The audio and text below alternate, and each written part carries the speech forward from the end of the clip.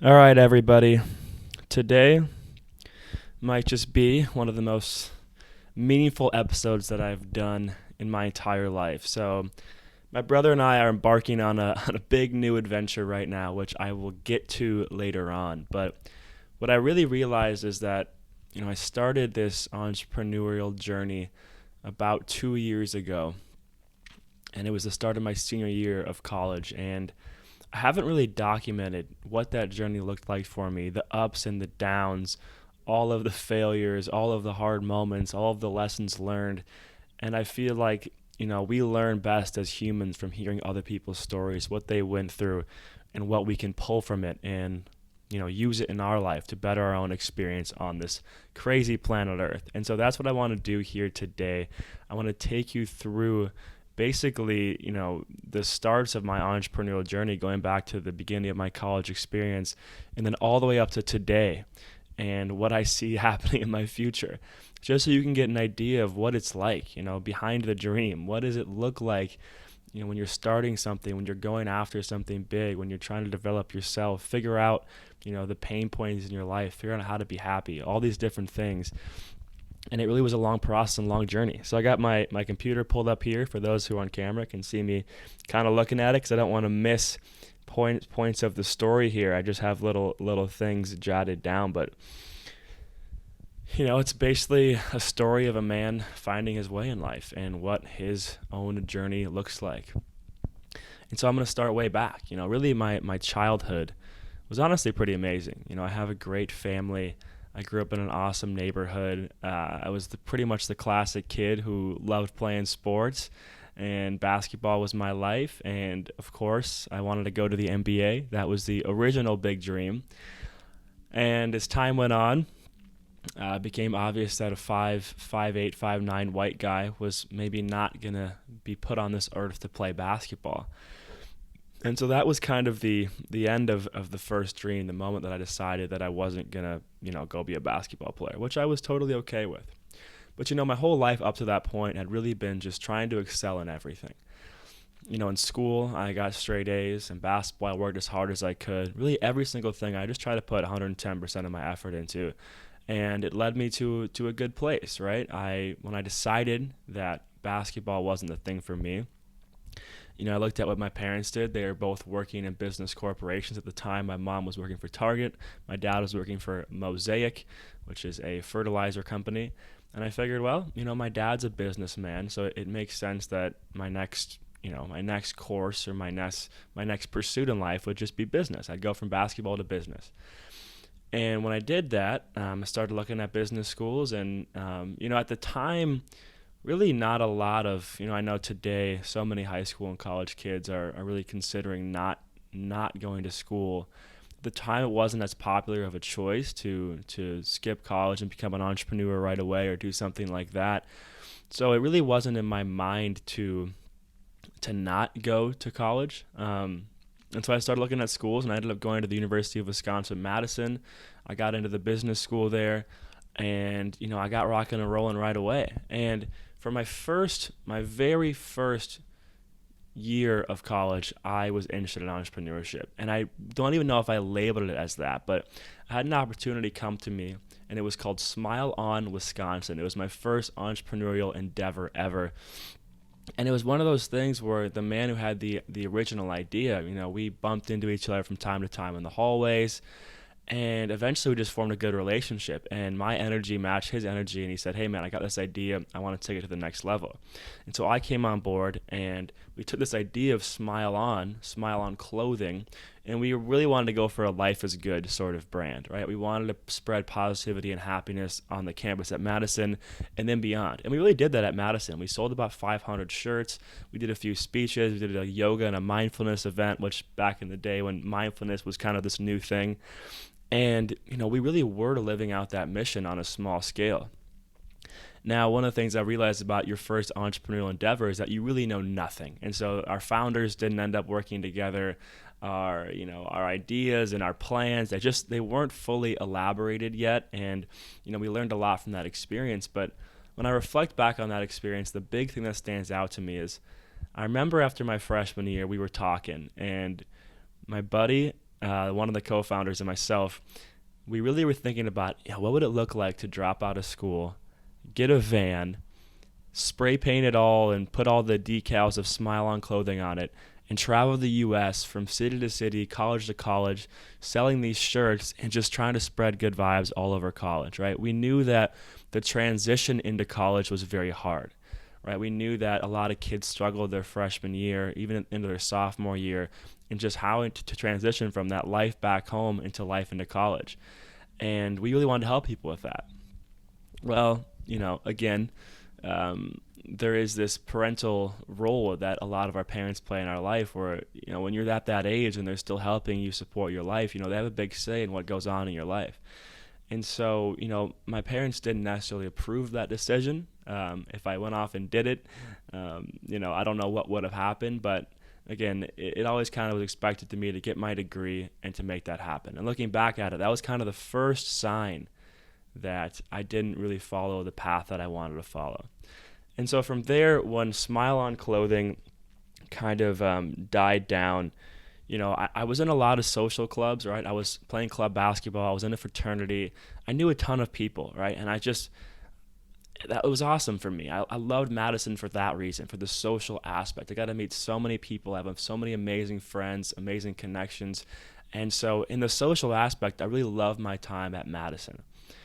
But in the education aspect, I think what it did over time is it really started pushing me down this path that I didn't want to go down. And so when my first Smile On endeavor ended, from there I looked around, and instead of kind of looking within and trying to figure out what I wanted to do, really what I started doing is I started looking around. And there was this thing called investment banking, and it was the most prestigious club at the University of Wisconsin, and all the smartest business school kids wanted in it. I'm not exactly sure why, but that was something that I said, okay, I can put my mind to this. I can be in the best club. Why not? I'm get straight A's. I'm an amazing student. Why could I not be in this club? And the big grandiose vision was, okay, cool. I'll go be an investment banker for like 2 or 3 years. I'll make a ton of money, and then I'll quit, and then I'll be an entrepreneur. So the end goal was always to be an entrepreneur, was always to create something that was meaningful and useful to the world. But I decided to go a different route with it. I decided to say, yeah, but I'll get there through a different means. A means that I wasn't really sure that I liked, but it seemed like it was maybe going to be a good option. And so I did it. I studied my butt off. I applied. I went through the interview process. I got into the investment banking club. And this is when my life, for the first time, really I went through some hardships, because as I went through that club, I ended up taking a job while I was still at school. This is now my sophomore year of college. I took a job while I was still at school because I knew it'd be good on my resume to get something for my investment banking internship the following summer after my junior year. I was in the investment banking club. Time was going on, and I just found myself becoming less happy and less happy. And I was like, what is going on here? I'm in this best club at Madison. I have this amazing future set up for me. I have this job that is, it was called Epic. It was this awesome company in Madison. Everyone wanted to work at, amazing headquarters. It was basically the Apple of Madison, Wisconsin. It's not Silicon Valley, but it was, this is our big company in Madison. And so over time, these feelings just really started to take a hold of me. And it was hard. I was so stressed. I don't think I knew what anxiety was at the time, but I was definitely probably anxious. And I just really felt like I was on the wrong path. I knew it. I knew I was on the wrong path, but I kept sticking with it anyways because it just seemed like the right thing to do. So one day, I was sitting in the club meeting, and it was a funny moment because I looked around, and nobody quits this club because it's just kind of like this prestigious thing that when you get in, you're kind of expected to finish it and do your thing. And I looked around, and I said, nobody wants to be here. I could point out like 5 or 6 people, some of my good buddies actually, who I'm like, this person is actually made for this job. They're going to kill this industry, and they're going to do very good at this. I'm like, dude, you were just selling positive vibes, clothing, talking about traveling the U.S. in a van, and here you are like wanting to be an investment banker. Like, you kind of like math, you're really good at it, but you kind of like it, and you would hate the lifestyle that investment banking has, and you can tell you're not interested at all because you're not putting in any extra effort towards it. And now you have this job because it's like for your resume, but the job isn't really anything of value to you. You don't enjoy the job. You actually really hate it. And so this was the first moment looking back at it where I made a good choice to start to follow my path again. And I said, you know what? I got to quit this club. I got to quit this club and I got to quit this job. And so I called my dad, and he was actually extremely supportive. He said, if that's what you got to do, son, then you got to go do it. And so I did it. I quit the club, I quit the job, and here I was thinking, okay, sweet. Now I can do anything. Now the world is my oyster again, right? I had one path, and I was so tunnel vision. I didn't like it. I got out of it, which I'm super grateful for because I can't imagine today if I was still an investment banker. And I got out of it. I got out of that, and now I said, all right, the world's my oyster again. What do I want to do? And I went home that summer back to Minneapolis, and things were going good. And really the big thing on the horizon was I was going to study abroad in Bangkok, Thailand, my junior year spring. And that was like the big thing I was looking forward to. And I kind of wanted to go back into the entrepreneurial space before that. And so I started to take this Smile On idea. And this was the first time I got really obsessed with storytelling. And I remember this moment. So that summer, my family and I, the summer after my sophomore year, after I'd quit investment banking, my family and I went to South Dakota. And there was this, we go to the Black Hills, and there's this like chuck wagon with this horses pulling this carriage. There's a bunch of people sitting in it, and there's a man named Keith who's singing. He sings to us all these amazing songs. And I remember that Keith actually told this story, and he was talking about how when there's a forest fire, and when all the pine trees burn down, the pine cones actually also get burnt, and inside the pine cones there's these seeds, and the seeds allow, when the fire happens, the seeds then get released out of the pine cone because of the fire, and they get dropped into the ground, and then the new trees can begin to grow. And so it's like this natural restorative process that the universe has. But it was the way he told it, the way he articulated himself, the energy he gave to it. And it was the first time in my life where I was like, man, the power of story is truly incredible. The power of hearing somebody talk about someone else's story, their own story, and the emotions that it invokes in you, and you can interpret it in your own way. That was something that became really interesting to me. And so I started toying around with this idea of like, yeah, I've always loved talking to people. I've always loved stories. And this idea of Smile On Stories was kind of birthed, this idea of like, I'm gonna interview people. I'm gonna share their stories. I'm gonna bring people together. It was all the ideas that I have right now, but they were just in early stage form. And so I made all these different plans that summer. I was gonna come back my junior year and do incredible things.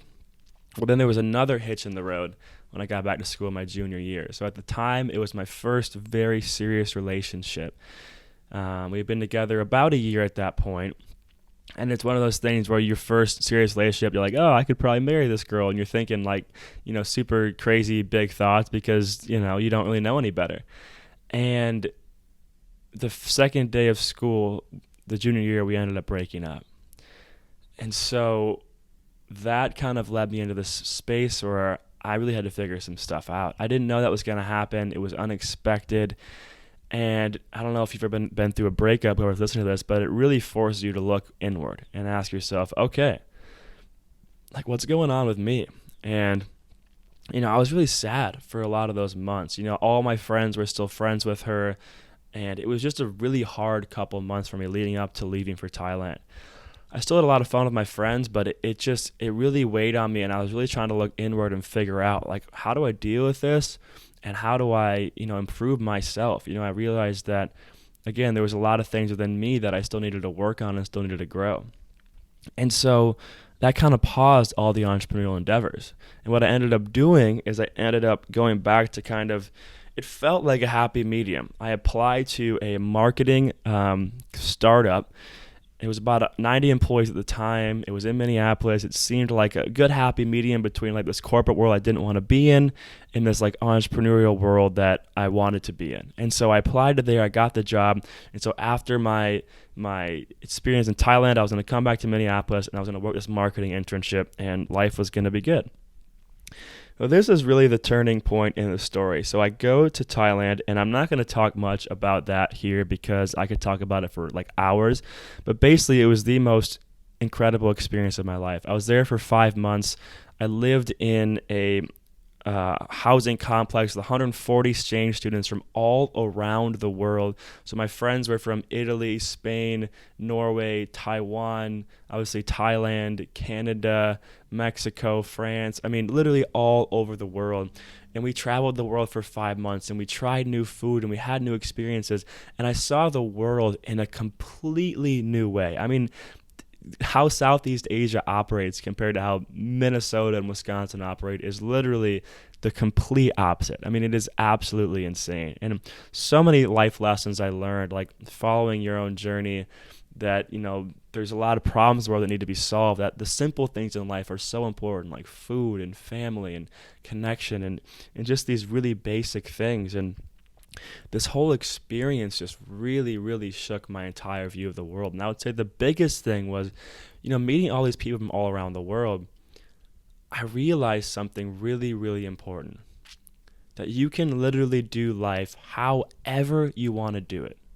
I talked to someone from Switzerland who said, oh yeah, in Switzerland it's like this, and now I'm 28 and I'm graduating.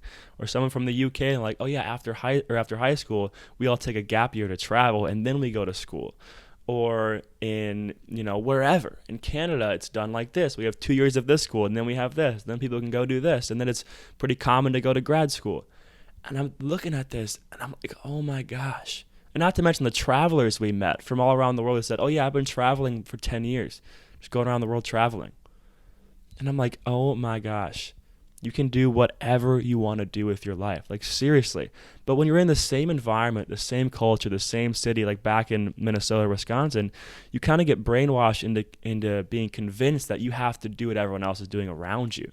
But if you step back out of that little city you're in, the little environment you're in, you realize that each and every place in the world has that own little thing, what you're expected to do. And when you step back, you can actually read through all that bullshit, and you can say, oh, okay, I can actually do anything. I can actually do whatever I want.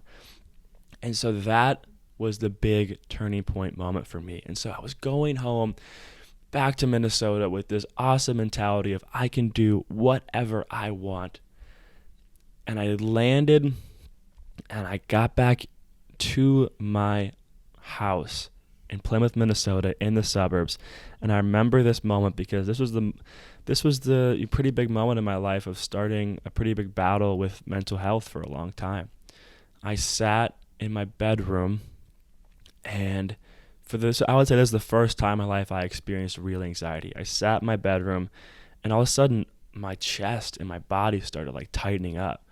I don't think it'd be classified as like a panic attack, but it was something where I just started to freeze. And I remember I had my brother and one of my buddies come in and ask if I wanted to hang out. And I was just like, no, I can't. Like, I don't know exactly what's going on. But I think reflecting on it, what really happened was I had this realization of I can do anything I want to do. And I got back to Minnesota and I realized a few things. One was that I was about to start a job that was completely not aligned with what I wanted to do, this marketing internship that I told you about. The second thing is that when I was in Thailand, I actually met another girl, and I started dating her, and she wanted to continue and to try it out, and I did really like her, but I think in my heart, I knew that it just wasn't going to work. And so I sat down, and here I was dating this girl who was now going back from Bangkok to Montreal where she lived. I was in Minnesota. I was going to start a job that I didn't want to like. And my body and for some reason my mind just freaked out. And it started with this just really severe tightness in my chest. And, this was the start of kind of the hardest like 6 to 8 months of my life. I really was just uncertain about the world. I was at this job and I knew it wasn't for me. I really knew that I was made to do something more in life. And here I was, at a marketing agency trying to sell ads online for plus size women's clothing. I'm like, this is not what I'm meant to do on planet Earth. Like, I have so much more in me. I just saw the whole world and I know that I have so much more to give. And so I started to really again, just feel the weight of that. And over time, the weight of this relationship that I was still in because I was afraid. I think I was really attached to the experience that I had in Thailand. I was attached to the past, and I felt like letting go of the relationship was kind of going to be letting go of that experience. And I guess at the time, I just wasn't ready to do that. And so I went through the whole summer, and then I went to my first couple weeks at University of Wisconsin back at my senior year, and I was still just feeling the weight of this and the weight of this, and I wasn't sure what to do, and I still was like, like something just isn't right. There was honestly a lot of nights where I actually just started crying. Like there was nights where I just didn't know how to deal with the anxiety. I didn't know how to deal with the body tightness, and it weighed on me. It weighed on me like crazy. And so I remember going to a coffee shop. This was late September, about 2 years ago to the exact date. I went to the coffee shop and I wrote down in my journal, Collectivo Coffee was where I was in Madison, Wisconsin. And I wrote down, you know what, Timmy, today's the day. Today's the day you're going to commit to figuring this thing out. Commit to figuring out what is your dream life? What does that look like? How can you create it? And how can we figure out all the problems that we're having right now? Like really commit to it, not just hope it happens, not just think about it, but we're really going to commit to this and we're going to see this through. And I also wrote down and kind of committed to myself, like I'm not going to apply to any jobs.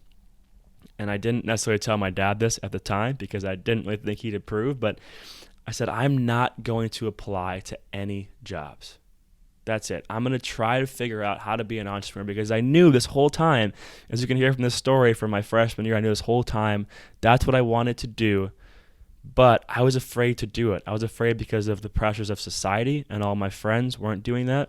I was afraid because of the pressures of my parents, and I knew that it's not necessarily what they would want me to do, and they wouldn't probably approve right away. And they haven't necessarily approved of ideas in the past, like me dropping out of school and going to be an entrepreneur. And so those two big things were standing in my way, and I cut them out. I said, you know what? I got to follow my own path. And that was really the start of my entire journey to now, the 2 years that took me to this moment, because I started to view everything within the end goal. My end goal is I want to help people. My end goal is I want to be happy. My end goal is I want to live my dream life. I want to chase my path. And looking back at it, I realize in my life now, all the anxiety in my life that's popped up, whether it was during the investment banking or after this experience in Thailand, or even things along this journey now in these next 2 years, is because I didn't feel like I was following my own path. Like that's been the biggest part of the anxiety I faced in my life is whenever I feel it again now, I know it's because something's off. I know it's because I'm maybe not following my own path. I'm very tuned into that now. And so I didn't realize that until, really just recently, just piecing this whole thing together because life's been pretty crazy.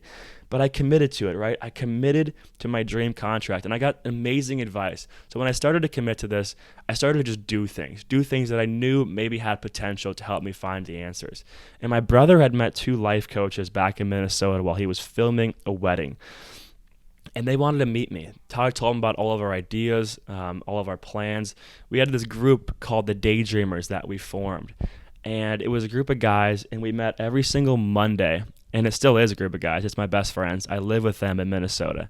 And it probably is down from this. But we started meeting every single Monday. And we picked Mondays because, Mondays are normally your least favorite day of the week. We said, how can we make Mondays the best day of the week? Let's make Mondays freaking awesome. So we decided every Monday to meet up, a group of 6 or 7 of us, and literally talk about our dreams, talk about how we could help each other make our dreams a reality. And we did that every single Monday for honestly about a year. And it really, really, really helped us all process the world and support each other. And through that, we had a ton of these big business ideas again, these ideas of like, wow, this idea of supporting each other, following your own path really rings true to me. It really is a powerful thing, and we all felt it. So my brother met these life coaches anyways at the wedding, and he told them about the Daydreamers and what we talk about, and they're like, we want to meet you guys. And so I drove all the way back from Madison, Wisconsin to just get dinner with these people, these 2 ladies. And I remember this piece of advice so powerfully because I told her all these things I was doing. I was like, yeah, I used to be interested in this and this and this and this. And she said, Timmy, there is a difference between what you can do in life and what you should do in life. Just because you can do something doesn't mean you should do it. So what should you do? I was like, wow. And that hit me really hard. It really did. And I said, what should I do? Well, I know I want to help people. I know I want to spread good energy. I know I want to be a light in the world. I know I want to work face to face with people. So what does that look like? She said, if you were going to help people right now, what would it look like? I said, probably men, probably young men who are struggling to kind of find their way, just like I was doing, right? It's all coming back together. And I said, okay, all right, let's do that. So I started on that mission. And what ended up happening is I actually ended up working for these people. I ended up working for this brand that they called Finding Your Z. And the plan was that I was going to start basically a social media marketing agency. That was the big first thing that I was going to do. I was like, okay, I'm going to start a social media marketing agency.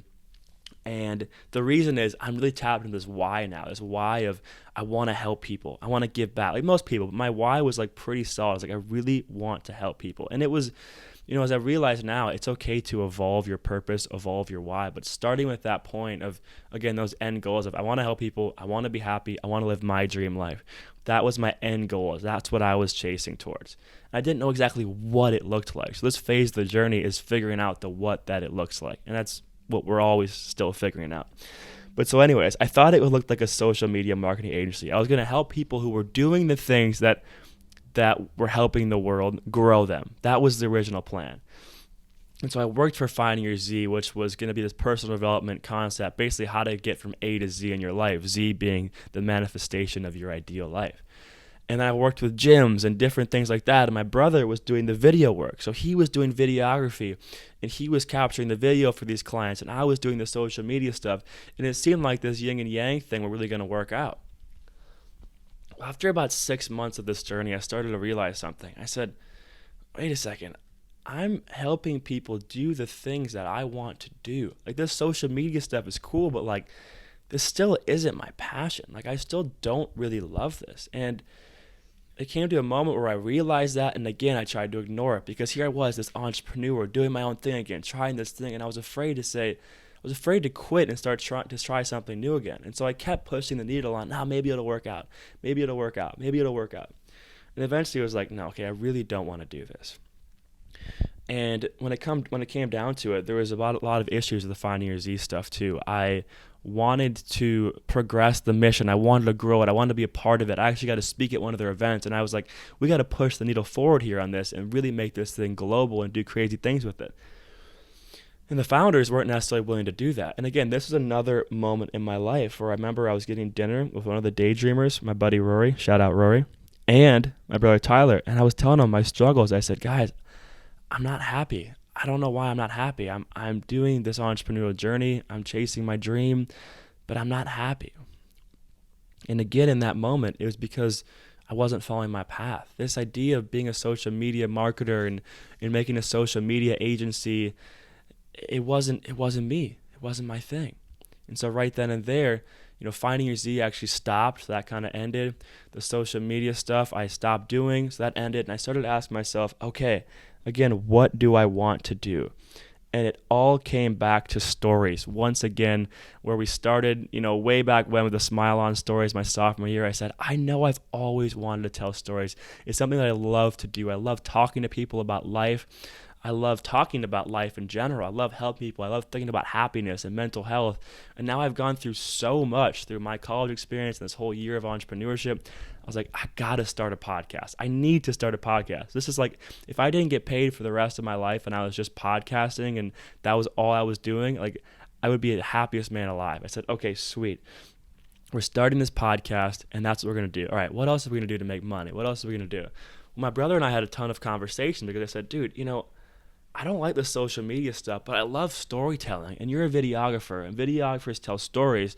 Like, how can I just team up with you? How can I come onto your team and help with the creative direction of the stories that you're telling visually, and I can help, with the back end stuff of saying, hey, how do we tell this story?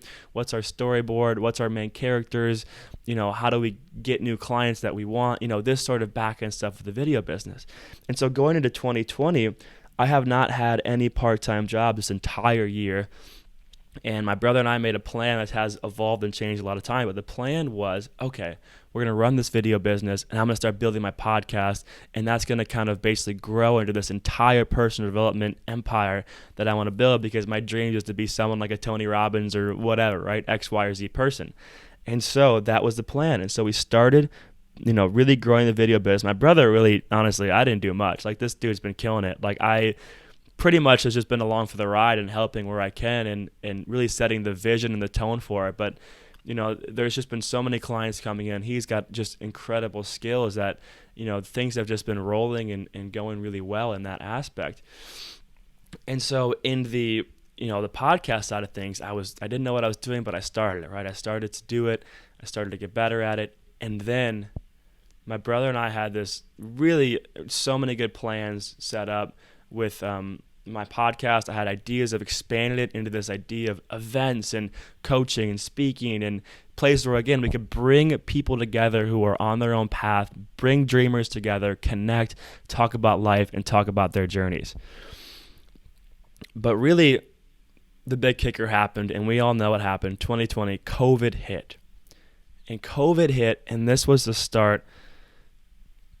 Really what ended up happening was massive growth in my life, which is interesting because I feel like people have different reactions to COVID. But basically what ended up happening is I was stuck. I was stuck in Plymouth, Minnesota, basically by myself with my parents, and I had all the time in the world by myself. All the video shoots we were going to do were paused.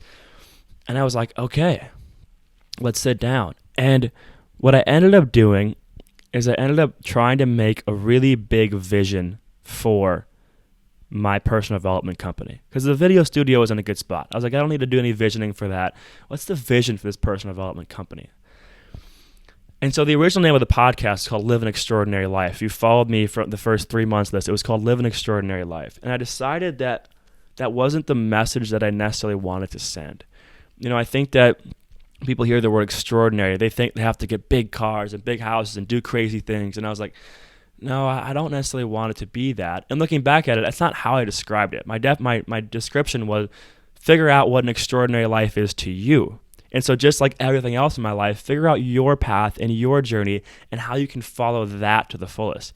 But it was being read wrong. I don't know if I really loved the vibe. And my whole thing was about dreams. My entire life, the Daydreamers, following your dreams, connected like-minded dreamers. I was like, I need this in the ethos of my brand. This just feels right. And so what I did is, honestly, I ended up just learning. I went back to being a learner. I took this KBB Knowledge Broker course. I took the Science of Well-Being, with the most popular course from Yale ever about happiness. I took Personal Power, Tony Robbins' most popular online course. I did a mindfulness and meditation course. Like, seriously, all these different things I did. And the amount of growth I experienced that was incredible. And I ended up coming up with a huge brand, the Dreamers Initiative. And the goal was to connect like-minded dreamers, help them expand, help them grow. My vision was building communities and events and just layering in all these incredible things, programs and personal development challenges. And I decided to rebrand the podcast name to what you know as it now, which is Dreamology. And I liked that because I was like, this is more of a study.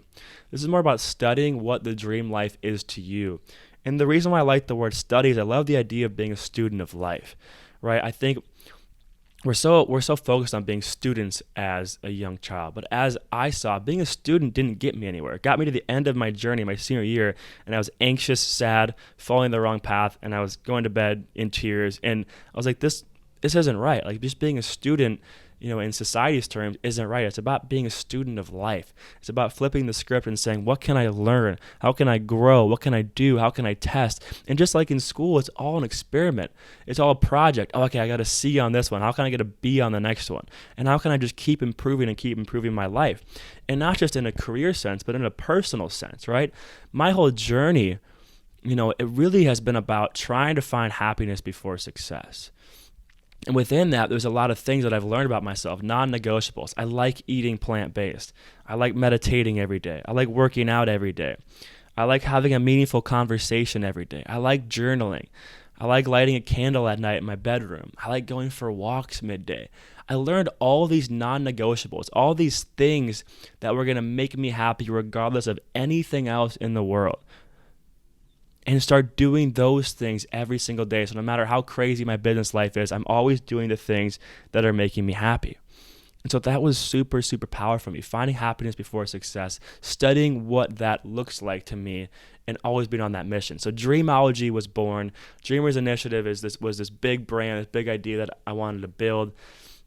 And that's what we started running with. We started rocking and rolling. And then, as life does, another hurdle hits. Boom. George Floyd gets murdered right in Minneapolis, right at our home door, right when I was launching this whole thing. And I got into another state of, oh man,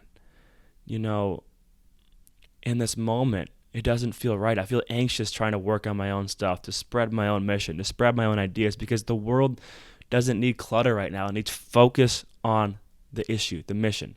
Black Lives Matter, what's happening, the racial inequality, the police, the police brutality, all these things. This needs more spotlight. So again, pause. Now focus on that, trying to help that. And then when the wave of that died down, I said, no, I got to keep following my path. Again, going back to me following my path. And so I started to build this thing. I started to build big ideas. Eventually, I finally moved out of my home in Plymouth just literally a month ago. I moved out with the Daydreamers, my best friends, Northeast Minneapolis, and it was going to be the best year of our lives. Really, I was so excited. My brother and I sat down for 48 hours. We did a full business retreat. We made a full plan to grow the video business into a $250,000 business. I had a full plan to grow the personal development brand, the Dreamers Initiative. I wanted to build the first program out, launch it January 1st. My goal is to have 1,000 students in it by the end of 2020. And really just setting the tone like, hey, we're the guys who tell stories. We're the guy who wants to help you chase your dreams. Here's what we're doing. Here's what we have to offer. And just come into the world with this big and bold sort of attitude. Well, little did we know that our lives were about to change forever, and that's where we get to where we are today, because we are sitting in a hotel room in Chicago. So how did we get here? Well, one of my biggest guests that I want to interview. So as I said, my favorite thing in life to do is talk to people, and that's why the podcast started and all these different things, and I have a top 25 list. And on that top 25 list is a man named Charlie Rocket. Now, Charlie Rocket inspired me in so many ways. He basically worked for 2 Chainz for 10 years. He was pursuing music, but he ended up losing himself in the process. He gained so much weight. He was 35 pounds and he was diagnosed with a brain tumor. And he was able to say, you know what, I'm done with this. He quit music and he started following his own path. And again, now that I look at it, everyone that I look up to in my life, all the heroes, Kobe Bryant, Will Smith, Paulo Coelho on The Alchemist, Mike Posner, Charlie Rocket, Dan Buettner, all these guys are because they really just relentlessly followed their own path. And so I really looked up to Charlie because he was able to lose the weight, reverse the brain tumor. He ended up running 5 marathons. He ended up doing an Ironman. And then he biked across America and he started his Dream Team Tour, which is where he goes around the U.S. and he just helps people with their dreams. He helps people make their dreams a reality. Sometimes that's financially, sometimes that's motivationally, sometimes through education. But he's helping people make their dreams a reality. And I looked up to this guy so much. And so he started his Dream Machine Tour and he was going to Milwaukee, which was 5 hours to Minneapolis. And I said, this is it. I'm scared to reach out to him because I'm scared that he says no. But I'm going to do it. I reached out to him and I said, Charlie, use all of his lingo. And I said, dude, I really want to interview you on my podcast. My brother and I will make a free video for you. We'll drive all the way to Milwaukee just to meet you. We'll be with you for the entire weekend, all your, events in Milwaukee. And then we'll go home and we'll go our separate ways. That was the original plan.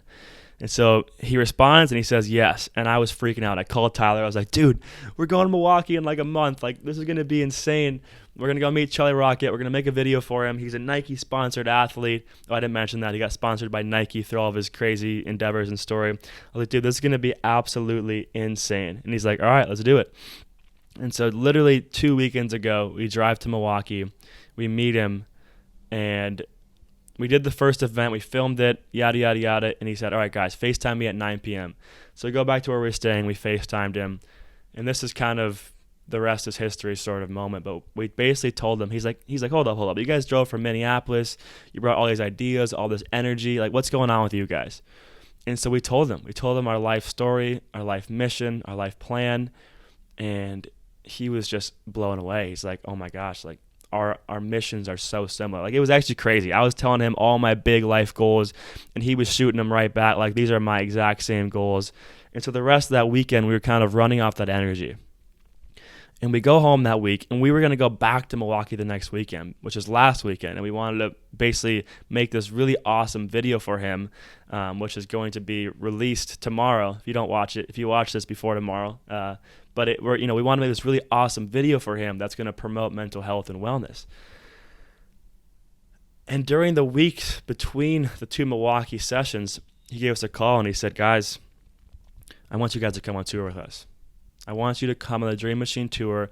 I want you to come to Detroit, New York, Philadelphia, DC, Miami, Tampa, Nashville, Atlanta, Houston, Indianapolis, St. Louis. I want you to come around the U.S. with me, documenting this journey, helping make 1 million dreams come true is the big goal." And Taylor and I's mind were just absolutely blown away. We were like, "Oh my gosh, dude. Oh my gosh. We got to do this. Like, we have to do this. This is the craziest opportunity. The universe is presenting us this insane opportunity, and we got to do it." And so we said, "All right, man, let's make it happen." And so we went back to Milwaukee last weekend. We came to Chicago last week, and we filmed the video. We went back to Minneapolis for 4 days. We signed a contract, and now here we are sitting in a hotel room in Chicago, and Tyler's over here. He's saying, "Yep, this is insane." We're in Chicago right now, and the big thing really I realized is that following your own path in life doesn't mean that it needs to be you and only you and you're doing your own thing. What it means is you're finding your truth and you're living that out. You're finding your reason for being and living that out. And so at the start of this entrepreneurial journey, like when Finding Your Z ended and I started doing podcasts with Tyler, I thought, you know what? I'm going to own my life. I'm going to do everything. I'm going to control everything. And there's this moment in your journey which has happened for me, which was, it's not necessarily about me. You know, the ego aside, it's not about me. It's about the mission. It's about helping people. It's about making dreams come true. And Charlie's mission was so aligned with our mission that it felt like an obvious choice to join force with him for these 5 months and say, "Yeah, man, we want to help progress your mission." Because right now, my skills and gifts can be used with his mission in a better way to reach more people than I could on my own. And if I can serve my mission out better with somebody else, then let's freaking do it. And so we decided to say yes. And so here we are. Now with Charlie Rocket, we are going on tour for 5 months across the entire U.S. We'll be living in Airbnbs and hotels. We'll be traveling on his Dream Machine RV, and we're going to be making dreams come true. And it's going to be an insane experience, and I can't wait to see where it all takes us. And the future is unknown with all my stuff. Dreamology, the idea, the concept, the podcast, I'm going to continue to run this.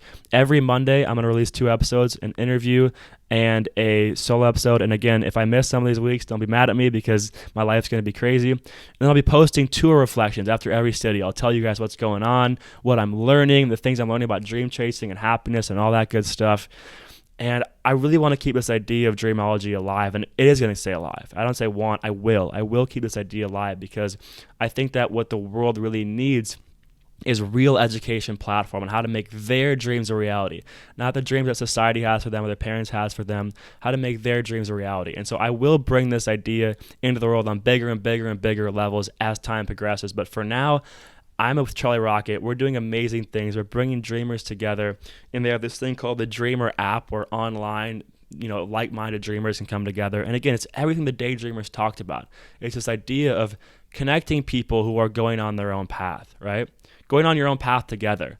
I think people saw that going on your own path alone leads to a lot of loneliness, a lot of sadness. But if you go on your own path with other people, it can be this amazing, beautiful ride. Life can be a huge journey, and it can be one of those things that you just love. You love your life because you're on your own path, you're on your own mission, and you're doing it with other like-minded people. And so now we are going on tour, and I have my journal here because we have a very few goals for this. And so the other day, actually yesterday, as we were driving to Chicago, I wrote down my big goals. And the big life goals on the basic level, I wrote down 3 of them. Pretty simple. Be happy is number 1. Number 2 is never stop chasing. And it's kind of a funny concept, but I realized that when you commit to this idea of your dream life, the really biggest variable is you just never stop chasing it. It's a lifelong process. There is no infinite success. There is no infinite failure. Life is a lifelong journey towards finding what works for us. You're never going to reach a place and say, this is it, I'm good, like nothing else matters anymore. This idea of never stop chasing rings true to me, because in the really hard moments, in the really down moments, you don't quit. You don't say, no, I'm going back to that life I don't love. You keep going, you keep pushing, you keep fighting for it. So if I can die and say I never stopped chasing, that would be a huge win. And the third thing is just die with no regrets. It's been a guiding question my entire life, this idea of, if I died tomorrow, would I have any regrets? And right now, I think I pretty much say no to that question. I am fully diving into life, fully diving into stuff, and really going all out. And so those are my 3 big life goals. But for this tour, the big thing is to help Charlie make 1 million dreams come true. That's the big thing. And we're going to make that happen. Like, there's no questions asked. I mean, it leads into the bigger life goal of, like, I want to try to impact 1 billion lives. There's a lot of kids out there that want to do that. We're going to come together. We're 23 years old, and we're going to join forces. And over the course of 60 years of life, we're going to help people all around the world. And so on this Dream Machine tour, 1 million lives with Charlie Rocket, and really beyond that is to use our podcast to share what I'm learning on tour about chasing the dream, about happiness, about life, and trying to create life-changing content every single day for people. And those are the really big goals for this tour. And then that plays into, a lot of my bigger life goals. Like I said, I want to make a lot of dreams come true. I want to build these real-world education platforms. I want to build spaces and areas people to come together and to really experience life. Again, some of my big dreams here, like co-living communities and centers and cities where people can come together. This idea of, again, just connecting dreamers and connecting like-minded individuals. And I have a lot of other like crazy, wild goals, because I like setting big goals. I like setting, when I was younger, I wanted to go to the NBA. I set a big goal and I worked really hard for it and I grew a ton. And I like this idea of seeing what I'm capable of, seeing what I can grow into, and setting these massive, crazy goals and just going all out for them. And so right now, the massive, crazy goal is to help Charlie Rocket make 1 million dreams come true. And I have no doubt that we're going to get this done. And either we're going to continue to work with him, or, it's going to lead us to something new, and we'll see what happens. But I think he's looking for people to be in for the long haul. So it could be that I'm working with Charlie for the next 10 years. I really don't know. I can't tell you what that's going to look like, but those are kind of the the things that are looking like. And so again, the big goals are just to change lives, to be happy, and to chase my dream. And I feel like that's really what I'm doing right now. And so before the end of this episode, I just want to share with you the 5 big lessons. I've learned so many lessons. I got them on the whiteboard right here. I've learned so many lessons on my journey. These are 5 that really stick out to me right now, and I'm going to share them with you. So the first one is to sign a lifetime contract with your dreams. That's what we were just talking about. Just commit to it. Commit to your dream life. Commit to following your path, to figuring out what makes you happy, and let the rest be. Figuring out the what and the how and the when, all that stuff is going to figure itself out on the journey. But if you never commit to it, you're never going to figure it out. If you never start trial and error, you're never going to figure it out. And so picture yourself being, going to number 2, in kindergarten again. We have this idea of when we graduate college, we're supposed to be, suit and tie professionals and have life figured out. Well, nobody has life figured out. Not even my parents, not even my grandparents. Nobody figures life out. Life isn't a equation to be solved. Life is a journey. And so what I realized is that when you're following society's path for 20 plus years, you're not going to have life figured out. And so the moment you decide to start following your own path, it's like you're in kindergarten again. Give yourself 20 years. I'm not saying don't take action, but I'm saying don't put that expectation and pressure on yourself to have it figured out. Think about back when you were in kindergarten. You didn't know anything. And then after you went through middle school, or elementary school, middle school, high school, college, you grew like crazy. Put the pressure on yourself as a kindergartner would put on themselves. None. Just simply focus on learning, on being present, on understanding the things that you like, and allow that to evolve. And you will grow, and you will grow, and you will grow, because your expectations won't put all that pressure on you and stress and anxiety to be somebody you're not yet. Trust me, when I started my entrepreneurial journey, I had this expectation of me being this big, big time crazy entrepreneur, and I wasn't that person. And the fact that I was trying to be that person or expectation to be that person just really just wasn't fair to myself. I still don't really know shit. Like, we still are so young and we're still learning every single day, which is why I'm a student of life, which is why I have Dreamology. I don't know anything. I'm just a kindergartner. Just a kindergartner trying to make my way in this world and learn about what my dreams are, not what anybody else's dreams are. The third big thing that I learned is that failure doesn't exist.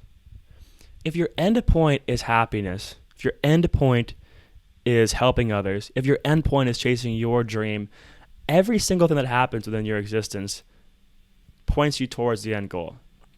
Now, some people don't believe in the concept everything happens for a reason. You can choose to believe that or not, but everything has a lesson, and that is for sure a fact. And so basically, everything that happens on this journey can guide you somewhere. Every failure I had, every failed business attempt I had guided me somewhere. Every time I feel anxiety now, that guides me somewhere. Every time something bad happens, it guides somewhere. Every time something good happens, I learn from it. And I say, okay, it's all within my end goal of happiness and helping others in dream chasing. How is this teaching me something? Now, everything in life becomes a lesson. Everything in life pushes you towards where you want to be. And so in that sense, there is no failures. Failure does not exist. Point number 4, life is about you versus you. Again, this is the idea of running your own race. Like, it doesn't matter.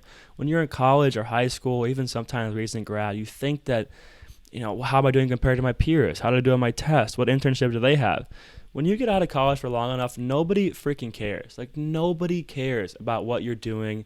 Nobody cares about, they care about themselves. People want to be happy themselves. People are selfish. Nobody's looking at you and studying your life and it's about you. Focus on yourself. It doesn't matter what anybody else is doing. And oftentimes we get in our own way most of the time too. Like, we're our own worst enemy. Like, life is about figuring out how to get out of your way, figuring out how to stop comparing yourself to others, and just running your own race. And that's a huge lesson I had to learn. And then the final thing, number 5, going with the theme of dream chasing together, is that you don't have to do it alone, right? Life is not meant to be lived alone. We are social creatures. We are put on this earth to support each other, and that's what we should do. And on this journey of life, doing it alone is really a choice too. You can choose to do things alone. You can choose to internalize all your problems. You can choose to not ask for help. You can choose to isolate what you really want from the world, not be vulnerable. Or you can get vulnerable. You can share your deepest desires to the world. You can share your pains to the world. You can intimately connect with others. You can ask for help. You can join forces with people who are doing the same things as you. You can find friends who love you for you and not anything else. And you can choose to have that be a part of your journey. And as we've seen with all these people who are trying to do it alone, it doesn't work. Loneliness and sadness and mental health is such a big thing. Find people who support you, who love you, and want to help you be the best version of you and run your own race and be on your journey. And those are the kind of people that you surround yourself with. And I recommend doing that because, again, life is a lot better lived together. So that's it. That's the whole story. The ups, the downs, the twists, the turns. I didn't think I was going to talk for this long, but it just kind of started flowing, and it's kind of cool to have it all out there and for the world to hear. And so, here I am, 23 years old, still figuring out life, still figuring out what everything means to me. I try to talk about only the things that I kind of know. I don't talk a lot about money or building $1 million business or doing X, Y, and Z because I don't have a lot of that stuff yet. But what I do know is this. I do know that living a life where you try to have no regrets, living a life where you try to focus on happiness, helping others, and chasing your own version of your dream life, it feels amazing. The amount of joy and excitement that I have for my life, the amount of self-love and happiness I've found for myself, the amount of things that I do every single day that make me happy, I'm proud of, and I'm really happy that I put in the work to get there. It's not about, for me, this external things and these big versions of success. It's like I can sit down every day and I can be pretty happy with who I am and what I'm doing on this earth. And there's still a lot of bad days, a lot of bad moments, and I have so much to learn. But like I said, my guiding question, if I die tomorrow, I would be extremely happy with the person that I am at 23 years old and the things that I have done with my life. And so with all that being said, thank you for taking the time to listen to my story, what I've learned. I hope that you got something out of it. I hope that you can take something from this and put it into your own life. And I hope that makes you reflect a bit on your story and ask yourself, are you running your own race? Is it time for you to commit to your dream life as well? I'll see you next time.